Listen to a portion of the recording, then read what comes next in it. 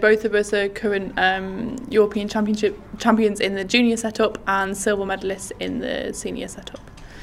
I think we have moments where we're like, why are we doing this? Like, what's the point? We've both suffered rejection in the sport, we've both suffered rejection with studying, but like we said, we all do it because we love the sport, and as soon as we don't enjoy it, then we'll stop doing it.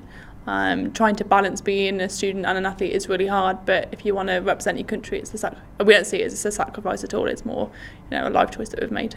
And you were talking earlier about the sacrifices and the training regimes, getting up at 6:30 a.m. Is that something that puts you off, or do you just drive through it and say, the main focus is to be as successful as they can be? For me, I use it as a drive. In the past, we've had earlier training sessions and I've got through them, so for me, I choose to get up at 6:30 to make sure I'm fully prepared and fueled, ready for that session. So I use it as a drive because if I'm up at that time, then I know I'm working hard. So as for wheelchair basketball itself, how did you first get involved with the sport? Was it just naturally falling into it? No, you'll notice in Paralympic sport the natural doesn't happen very often. So for me, I wasn't allowed to do sport at school, and being a very sporty person, like a sporty background, all my family followed sport, that's all I ever wanted to do. So I looked for a programme that could do it, and basketball was the local club that I found.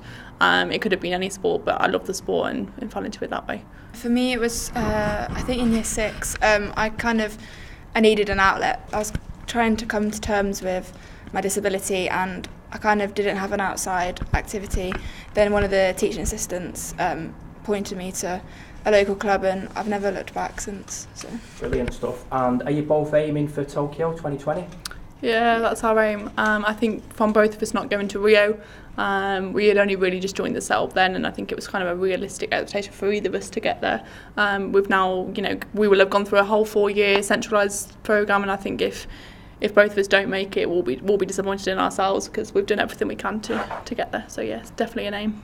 Yeah, it's fantastic to see the students out their comfort zone, learning something new, getting a real appreciation for the challenges that some of the athletes go through to get to where they are today. So it's good to see the students enjoying themselves, like asking questions, and yeah, it's really, really good afternoon. This is part of our Athlete Inspire programme that we run in conjunction with AOC. As part of our tackling and activity project that we've got at the college, we get a couple of Inspire visits from athletes throughout the year, and again that's to raise the aspirations of our students, to try and make them understand that they can better themselves. There are people out there who've been through a lot of heavy challenges to get to where they are today, and hopefully today the students will go away thinking that they can achieve what they want to achieve in life, having heard Kayla and Siobhan's stories. So have you got any more events like this planned for the immediate future? At the moment we're not getting anything in the diary, but we will be doing something before the end of the academic year.